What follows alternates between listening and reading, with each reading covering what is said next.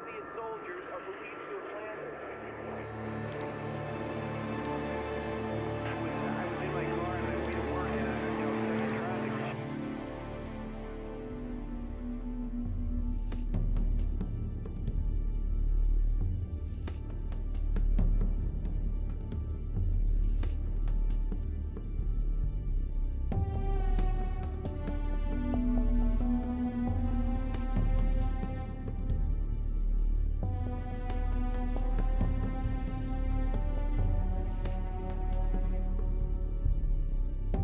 Well, well, if it isn't our latest West Point prodigy, I'm Master Sergeant Watson, and I'll be in charge of your training.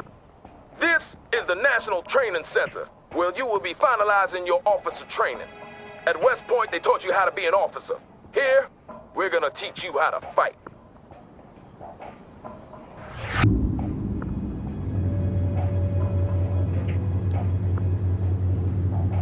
We'll start out with the control of the battlefield camera.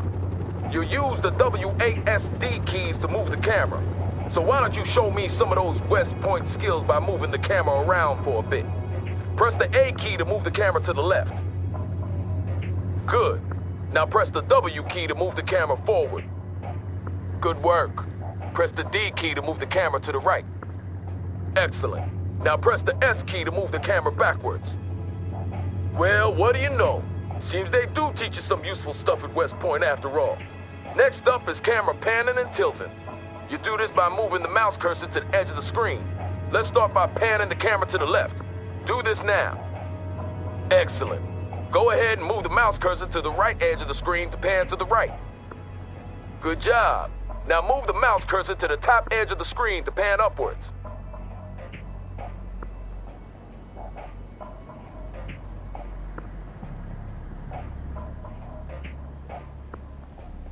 Great. Last but not least, move the mouse cursor to the bottom edge of the screen to pan downwards. If you really want to stretch your legs, we have a function called Mouse Look that allows you to look freely around the battlefield. To activate this, you press and hold the middle mouse button.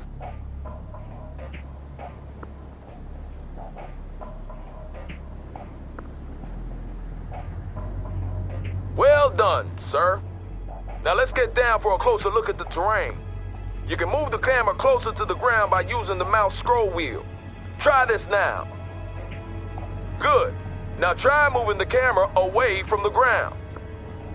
Now I'll show you something my platoon sergeant in the A. Shaw Valley taught me many years ago. The mini-map. This gives you an excellent top-down view of the battlefield, allowing you to quickly move to a specific position. By clicking the left mouse button on the mini-map, you can instantly move the camera to that location.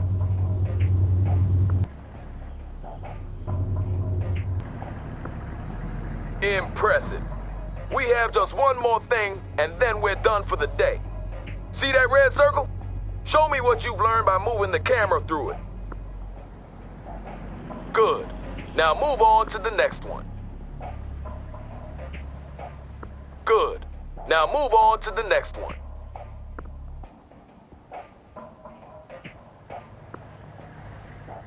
Good. Now move on to the next one.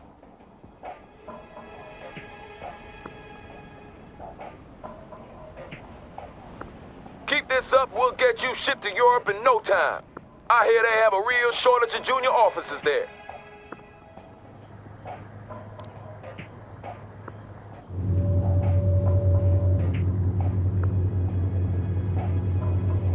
You got more spunk than most of the West Point pukes we get sent out here, I'll give you that.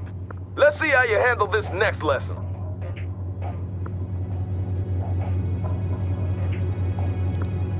I'm gonna give you command of a Humvee. To issue orders to it, you have to select it first. And to do that, you left click on it with your mouse. If you want to select multiple units at the same time, you can create a selection box by clicking and holding the left mouse button and then drag the box around the units you want to select.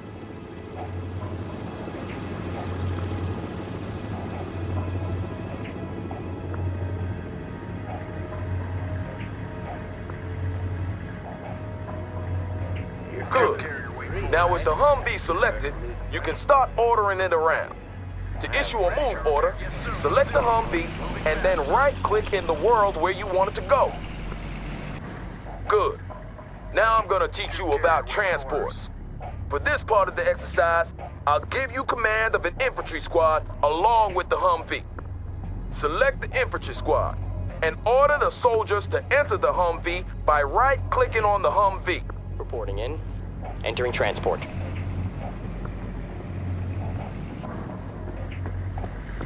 Everyone's aboard. Good.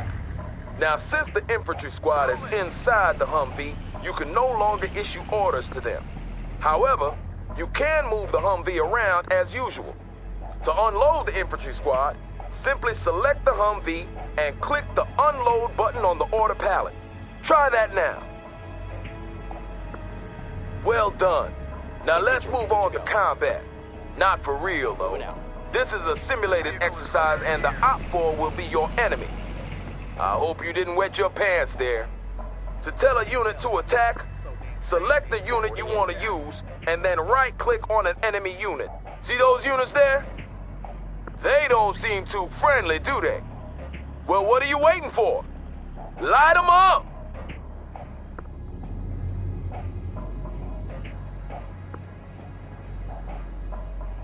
Will do, sir. Going into the building.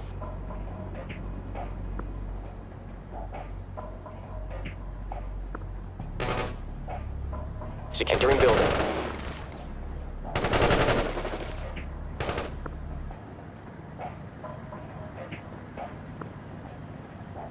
Ready. Enemy infantry Ready for defeated. on our way, sir. Covering fire! Hostile target destroyed. Head up, son. You can't fire again. Cover fire! Get to the high ground! Poor. Defeated. That's the spirit, sir. They'll fear you in Germany. To really be all you can be in urban warfare, you need to make good use of the surrounding terrain. See that building over there? You can move your infantry squads inside to give them extra protection against enemy fire. Select your infantry squad and move the mouse cursor over to that building.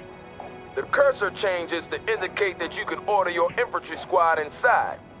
To do this, you select your infantry squad and right-click on the building. Do so now. Good. With your infantry squad inside the building, it becomes much harder for the enemy to spot you. And your men will also take less damage from incoming fire because of the cover that the building provides. Let's see what happens when this enemy vehicle tries to speed past your infantry squad.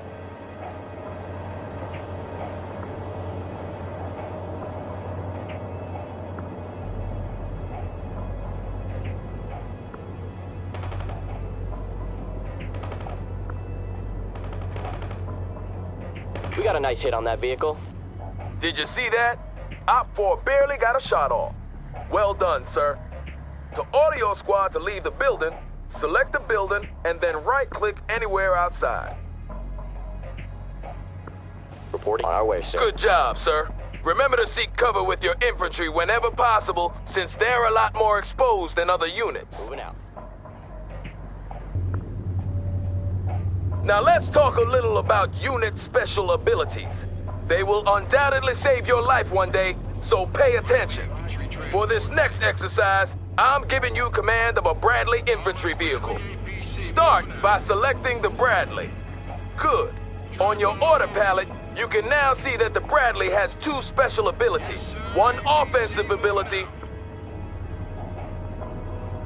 and one defensive ability. The offensive ability will help you kill hostiles faster, and the defensive ability will help you increase your unit's survivability. All special abilities have a cooldown timer.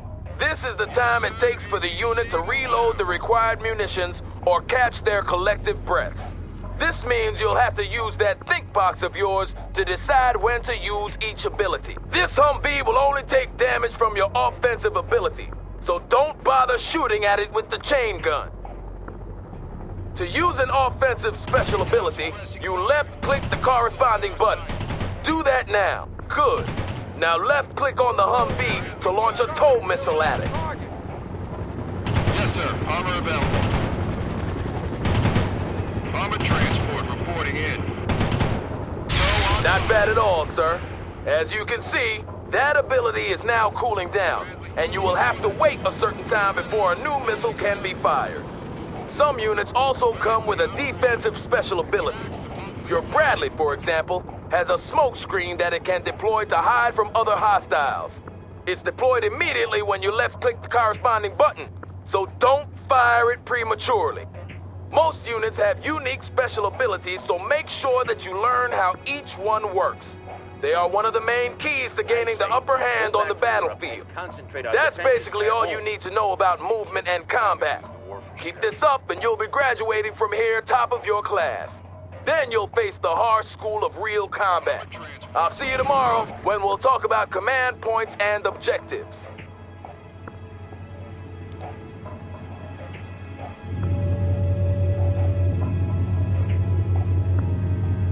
So you haven't quit on us yet. Today I'm going to teach you about command points and objectives. A complete understanding of these concepts is crucial if you plan to succeed as a combat officer, so listen up. What you see here is a command point. Control of these points is the deciding factor when you struggle for mastery of a battlefield. Often, capturing a command point will give you access to additional reinforcements as well as shifting the battle in your favor. A command point is colored differently depending on its state. White means it's neutral, that no one is controlling it. Red means that it's under enemy control. And green means the good guys, which means us are in control. To capture a command point, you need to place your units inside each of the connected circles, or perimeter points. And when you've done this, the command point will be yours. Bradley, moving out. Well done, sir. That command point belongs to Uncle Sam. Now we move on to objectives. When you're on a mission, your commanding officer will provide you with a string of objectives which you have to fulfill in order to complete the mission. These objectives come in two different kinds: primary objectives and secondary objectives. To review your objectives, simply open the objectives log by clicking on the objectives button near the minimap. Do that now.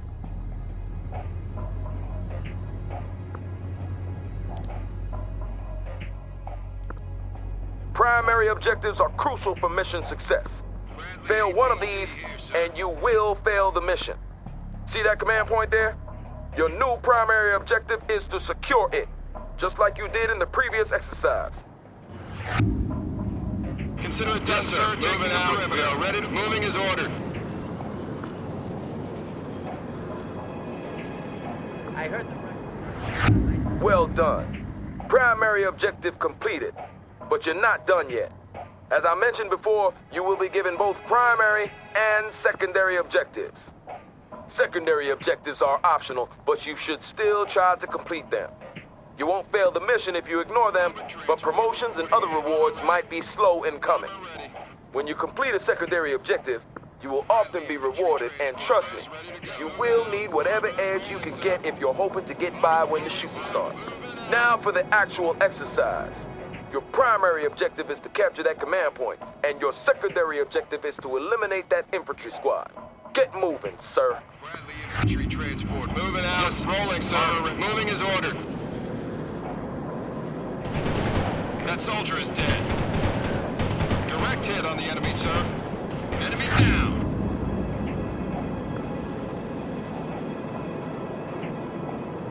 Primary and secondary objectives completed. You're starting to shape up, sir. I'll see you here tomorrow for your next lesson.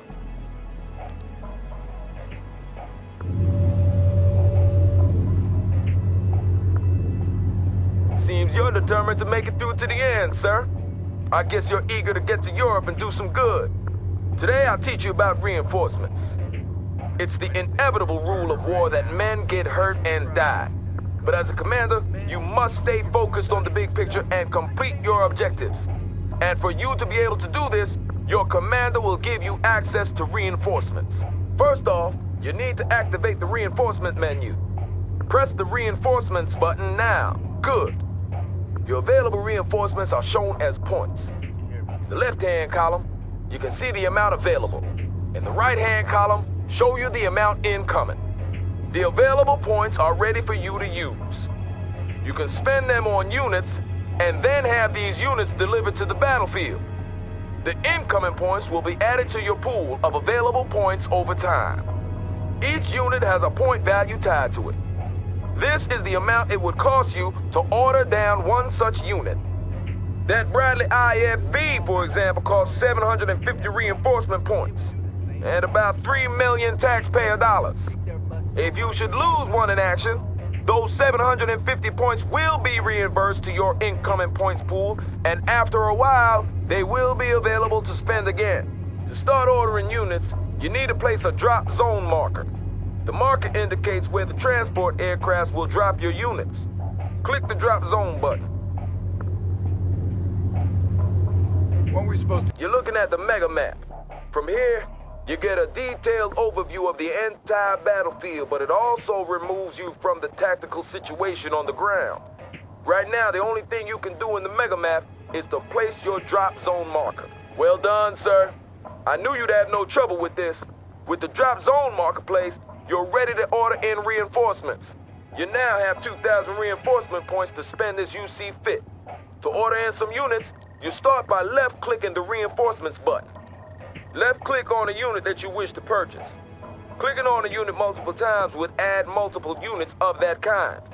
To remove a unit, simply right-click on its icon or left-click on the unit icon in the order box below.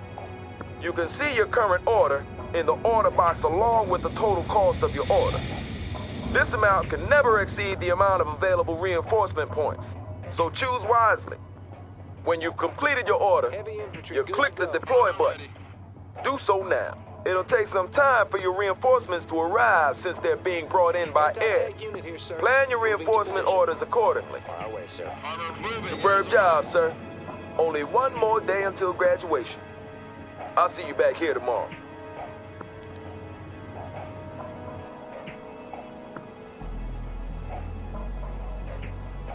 Welcome back to the final lesson, sir. Seems you're made of sterner stuff than I first thought. Today, I'll teach you about the most powerful weapon an officer has in his arsenal. No, I'm not talking about what's between your legs, sir. I'm talking about the radio. With the radio, you can call in tactical aids. They encompass everything from reconnaissance flights to artillery barrages and airstrikes. And they'll provide you with a real advantage in a tight spot. As you succeed on the battlefield by killing the enemy and capturing command points, you will receive tactical aid points. These can then be used to call in tactical aids. Today's your lucky day, though, because you will be provided with a steady stream of tactical aid points regardless of your battlefield performance.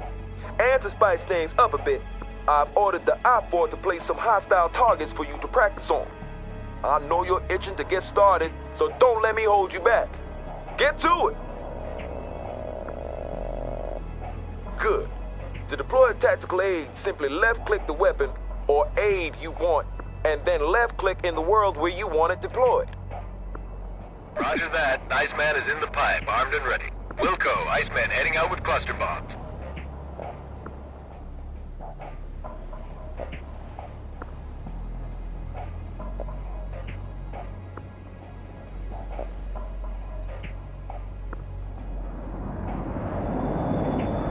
Iceman here. Enemy hostiles in target area are dead.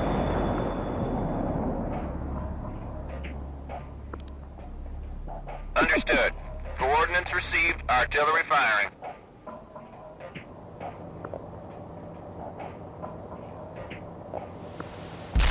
Sir, OPFOR targets destroyed. Superb job. As you might have noticed, it took some time before the tactical aid was deployed. This time varies depending on the tactical aid in question, so you need to plan ahead and analyze the movement of your enemies in order to hit them. Now those targets you just annihilated were stationary, and even a Marine could do that. To be really effective, you need to learn how to hit moving targets. So let's try it again, but this time we'll have moving targets to practice on. Get to it.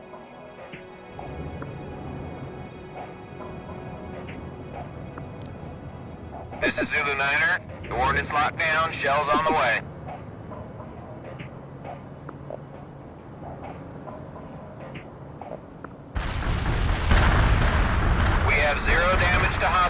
target area. Copy. Firing for effect. Zulu 9 are out.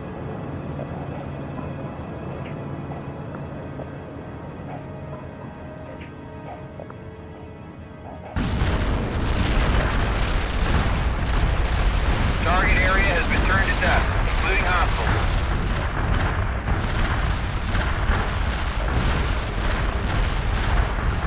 Copy that. Heading towards target coordinates. Iceman out. Wilco, Iceman heading out with cluster bombs.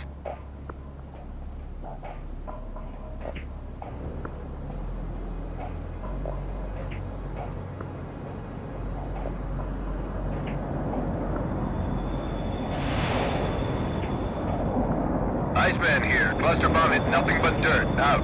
Yeah, enemy units in the target area are neutralized. Iceman out.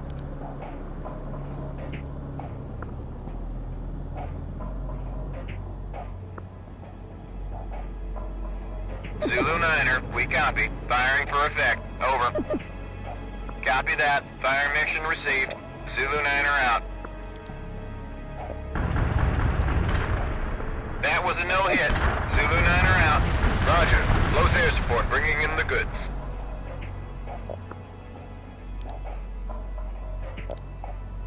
Roger that. Delivering a rain of shells at target coordinates.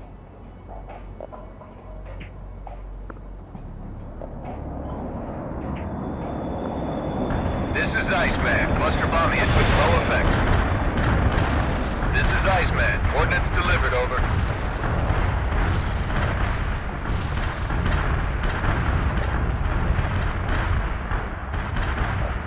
Those coordinates were outdated last week. Over. This is Zulu 9er. Coordinates locked down. Shells on the way.